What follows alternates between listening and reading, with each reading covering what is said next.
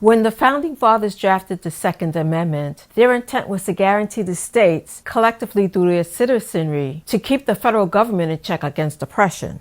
Under the guise of the right to bear arms, the United States has morphed into a society of mass shootings, putting everyone at risk of being murdered in schools, workplaces, restaurants, any public place. Ironically, it is the self-professed law-abiding gun owner who is most likely to commit domestic homicide.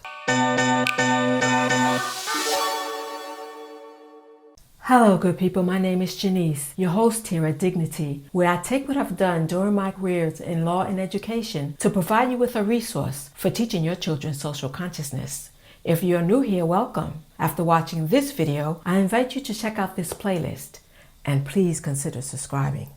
A well-regulated militia being necessary to the security of a free state, the right of the people to keep and bear arms shall not be infringed. In the introduction to this series, I discussed a pivotal moment in American history when the United States found that it could not afford to fund a militia. In this video, we'll briefly look at the conflict and compromise concerning the Second Amendment, unintended consequences concerning slave owners, law-abiding citizens, and mass shooters, and then 3 Supreme Court decisions before moving on to contemporary America. Before we continue, I need to clarify what the term state means in the context of the Universal Declaration of Human Rights and in the United States. Countries that are members of the United Nations are known as member states, whereas the constituent units of a country that has a federal government are called states. So let's get started.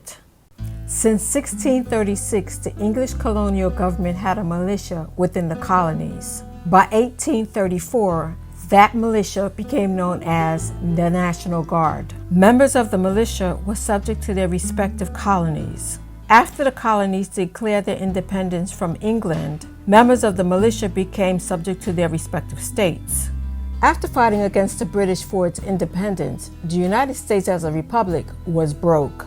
On the occasion of Shays' Rebellion, the United States could not afford to fund the troops. Massachusetts, however, was in a position to quash the rebellion as it occurred within its borders. During the Second Continental Congress, the states drafted the U.S. Constitution, giving the federal government taxing power to fund, among other things, a national militia. Some states opposed this concept. They felt that if their residents did not have the right to bear arms under the Federal Bill of Rights, then the federal government would have the power to oppress its citizens. The language security of a free state in the Second Amendment refers to the United States Republic. Federalist John Adams expressed his intent when drafting the Second Amendment. He believed that to allow individuals the discretion to bear arms would not only undermine the Constitution and the ability of citizens to enjoy their civil liberties, but also lead to the dissolution of the federal government. Do you think John Adams was correct? Let me know in the comments. As a compromise, he drafted the following exceptions: in private self-defense, or by partial order of towns or counties or districts of a state. It wasn't until 1933 when the National Guard became a dual state federal reserve force. To learn more about the Shays' Rebellion and the friction between the non-federalists and the federalists during the Second Continental Congress, watch this video.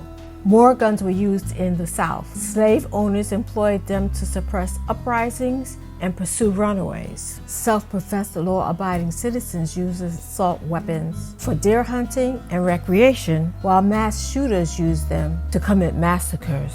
Among these 3 categories, which do you think falls under the protections of the Second Amendment as the framers intended? Let's look at a few interpretations of the Second Amendment by the Supreme Court. Meet John Sanford, a Missouri slave owner who traveled to a free territory with his slave Dred Scott in tow. Upon their return, Dred Scott unsuccessfully sued for his freedom. While Mr. Scott was concerned about his freedom, the Supreme Court noted that if blacks became citizens, they would have the right to bear arms. Our next case takes us back to 1929 in Chicago.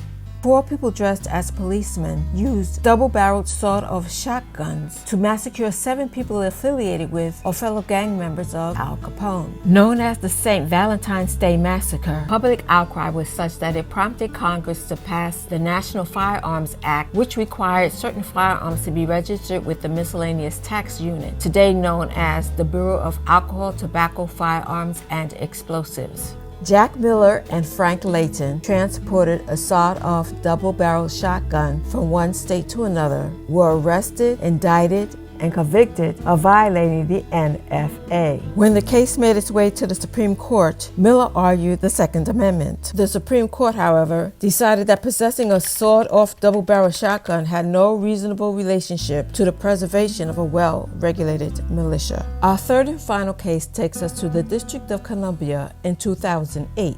This case concerns 2 parts of a D.C. code.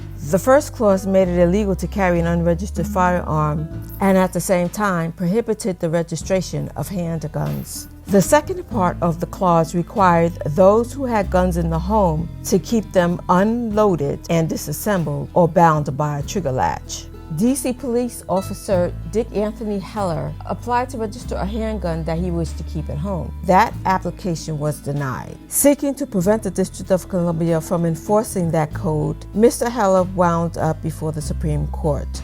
The court recognized that handguns are commonly used for protection purposes. It further recognized that home is where one traditionally needs protection.